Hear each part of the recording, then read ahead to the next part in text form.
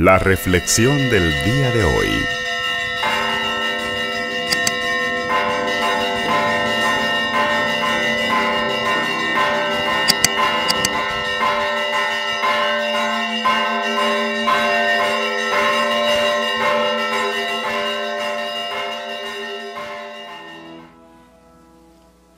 El Señor esté con ustedes. Y con tu espíritu. Lectura del Santo Evangelio según San Lucas. Gloria a ti, Señor. Transcurrido el tiempo de la purificación de María, según la ley de Moisés, ella y José llevaron al niño a Jerusalén para presentarlo al Señor de acuerdo con lo escrito en la ley. Todo primogénito varón será consagrado al Señor. Y también para ofrecer, como dice la ley, un par de tórtolas o 2 pichones. Vivía en Jerusalén un hombre llamado Simeón, varón justo y temeroso de Dios, que aguardaba el consuelo de Israel. En él moraba el Espíritu Santo, el cual le había revelado que no moriría sin haber visto antes al Mesías del Señor. Movido por el Espíritu fue al templo, y cuando José y María entraban con el niño Jesús para cumplir con lo prescrito por la ley, Simeón lo tomó en brazos y bendijo a Dios diciendo: Señor, ya puedes dejar morir en paz a tu siervo, según lo que me habías prometido, porque mis ojos han visto a tu Salvador, al que has preparado para bien de todos los pueblos, luz que alumbra a las naciones y gloria de tu pueblo Israel.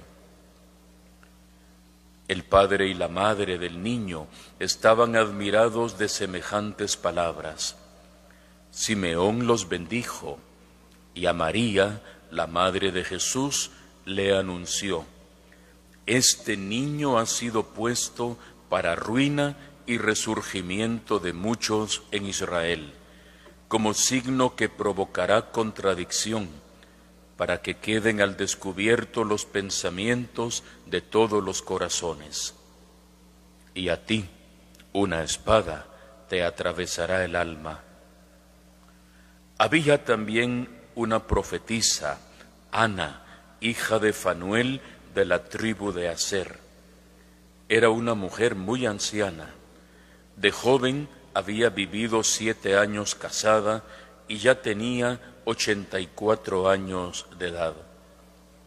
No se apartaba del templo ni de día ni de noche, sirviendo a Dios con ayunos y oraciones. Ana se acercó en aquel momento, dando gracias a Dios y hablando del niño a todos los que aguardaban la liberación de Israel. Una vez que José y María cumplieron todo lo que prescribía la ley del Señor, se volvieron a Galilea, a su ciudad de Nazaret. El niño iba creciendo y fortaleciéndose. Se llenaba de sabiduría y la gracia de Dios estaba con él. Palabra del Señor. Gloria a ti, Señor Jesús. La liturgia de la palabra del día de hoy, queridos hermanos y hermanas, nos invita a acercarnos de diferentes maneras a este don tan hermoso, a este regalo extraordinario que Dios nos ha dado y que se llama familia. Nos invita a que nos acerquemos a contemplar la familia como teniendo en la perspectiva a la familia de Nazaret, Jesús, María y José. Ya en el Antiguo Testamento, como lo escuchamos hoy en la primera lectura, se nota el papel tan importante que se le otorga a las relaciones, a los vínculos familiares, entre padres e hijos, entre nietos y abuelos, por ejemplo, y notamos lo bondadoso que se muestra Dios con aquellos que aman, respetan, honran y dignifican la vida de sus padres y de sus abuelos. Y todo ello se traduce en bendición, en perdón de los pecados, en respuesta a la oración, en prosperidad. Así lo decía la primera lectura del día de hoy. Hijo, cuida de tu padre en la vejez y no le causes tristeza, aunque chochee, o dicho de otra forma, aunque esté viejito o aunque se ponga viejito, tenle paciencia, cuídalo y no lo menosprecies tú por estar en pleno vigor. Cuida de tu padre en la vejez, cuida de tu abuelo, cuida de tu abuela. Haciendo un paréntesis, queridos hermanos y hermanas, parte fundamental de las víctimas que hemos tenido durante esta pandemia que ha azotado todo este año han sido precisamente nuestros abuelos, nuestros mayores, probablemente algunos de nuestros padres. Hemos visto morir al tesoro más grande de la humanidad. Si uno relee las noticias, por ejemplo, de lo sucedido en muchos países de Europa y en el mismo Estados Unidos, muchísimos de los muertos han sido ancianos, adultos mayores, la memoria de toda una generación que se ha perdido, y mucho de ello por descuido de los que deberíamos ser los más responsables, cuidando el tesoro invaluable con que Dios nos ha enriquecido, nuestros papás, nuestros abuelos. Quedará de ahora en adelante una generación perdida. Todavía estamos a tiempo para seguir cuidando y salvaguardando ese tesoro, viviendo estas semanas que quedan todavía, que Dios permita sean pocas, de pandemia, cuidando a los más vulnerables, porque está comprobado que ellos son precisamente en quienes el virus más se ensaña. Y la mejor forma es, cuidando nuestra salud, protegemos a ellos. La palabra de Dios lo dice claramente: cuida de tu padre, de tu madre, en su vejez, no le causes tristeza.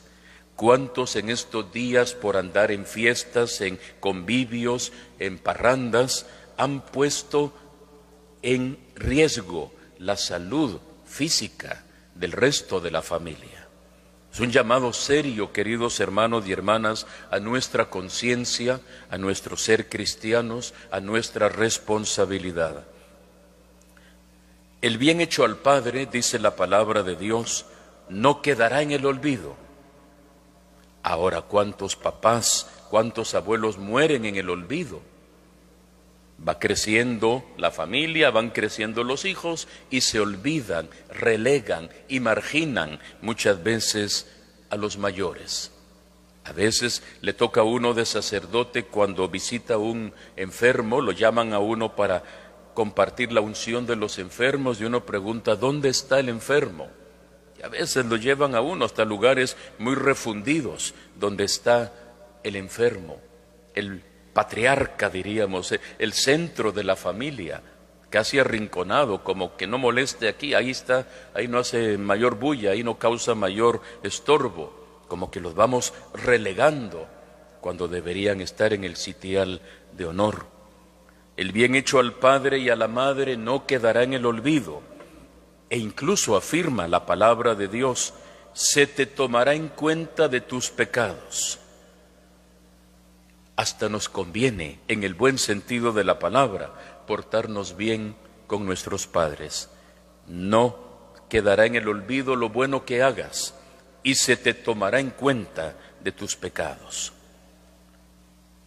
Segundo detalle importante de la liturgia de la palabra de hoy, San Pablo nos da una serie de recomendaciones para poder vivir bien en familia, Porque es un reto, es un desafío. A nadie le enseñan cómo tener una familia, cómo vivir en una familia. Se van generando los lazos, se va generando la relación, pero se aprende.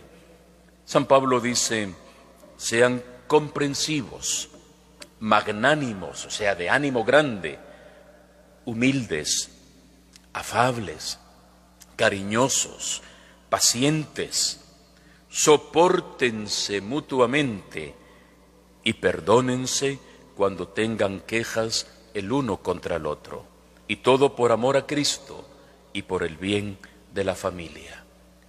Virtudes fundamentales para podernos entender en la familia, sobre todo con paciencia, comprensión, con perdón. Tercer detalle importante de la palabra, también consejos espirituales que da San Pablo, que la palabra de Cristo habite en ustedes en toda su riqueza. Enséñense, aconséjense mutuamente, alaben a Dios con salmos, con himnos, con cánticos espirituales, y todo lo que digan y todo lo que hagan, háganlo en el nombre del Señor. La práctica de la vida espiritual será seguramente uno de los frutos más hermosos de este confinamiento del año 2020. Hemos revalorado a la familia como santuario doméstico, como iglesia del Señor, que en una casa concreta, en un hogar concreto, se convierte en templo sagrado. Y así era desde el principio. En las primitivas comunidades cristianas se les llamaba incluso la domus ecclesiae, la iglesia doméstica, la familia. Ahí era donde se congregaban todos. El santuario del Señor es la familia. Y ahora, queriéndolo o no, la pandemia nos ha empujado a revalorar ese tesoro, casi obligándonos a estar en la casa y a compartir en la casa. Y no podemos ir a misa a la parroquia, pero en la casa oramos juntos. Que esto pueda seguirse valorando cada vez más, que el día que termine este confinamiento no nos disgreguemos, no nos dispersemos, sino que ya que entramos nuevamente en esta dinámica hermosa de convivencia espiritual en la familia, que lo sigamos intensificando. Pablo dice, háganlo siempre, alaben como familia a Dios con salmos, himnos y cánticos espirituales. Finalmente, el cuarto detalle que nos ofrece hoy para nuestra reflexión la palabra, exhortaciones finales en el comportamiento práctico. Mujeres, respeten la autoridad de su esposo como lo quiere el Señor. Maridos, amen a su esposa y no sean rudos con ella. Hijos, obedezcan en todo, no solamente en lo que les gusta, obedezcan en todo a sus padres, dice Pablo, porque esto es agradable al Señor. Papás, no exijan demasiado a sus hijos para que no se depriman. Ya conocía Pablo la depresión familiar, la depresión infantil, algo que tal vez hasta ahorita los psicólogos están viendo cómo poderlo trabajar con diferentes terapias. Ya Pablo lo conocía hace 2000 años. Los niños se deprimen cuando se les exige mucho. Entonces Pablo hace esas 4 exhortaciones. Mujeres, respeten la autoridad de su esposo, pero que el esposo también ame a su esposa y que la ame como Cristo amó a la iglesia y se entregó por ella. Que en la casa los hijos obedezcamos y que los padres no se les vaya más para allá la exigencia, que sean disciplinados, obedientes, que hayan normas de conducta, de comportamiento, que haya autoridad, que se viva en disciplina, pero sin exagerar, para que los niños no se depriman. En fin, hermanos y hermanas, pudiéramos seguir escarbando más y vemos que la palabra de Dios hoy es muy rica en diferentes expresiones. Que la Sagrada Familia, en la cual brillan todos estos detalles que hoy hemos compartido, que ellos rueguen por nosotros. Fijemos la mirada en ellos, en María, en José y en el niño. Una familia tan humana como la nuestra, tan llena de virtudes, pero una familia que vivió también una serie de situaciones complicadísimas, tal vez como ninguna otra familia. Se habla hoy de las familias migrantes. Ahí tenemos a la primera familia cristiana migrante que parte al exilio porque Herodes quiere asesinar al hijo. Tienen que salir huyendo a otro país, a otro idioma, sin trabajo, sin apoyo. Tienen que marcharse de noche a Egipto sin llevar nada. Ahí está el modelo de la Sagrada Familia. Una familia que experimenta penas y dificultades, pero en la que reina siempre el amor, la concordia y sobre todo la comprensión. Que ellos rueguen hoy por nosotros, especialmente por aquellas familias que están en dificultades. Que así sea para todos nosotros.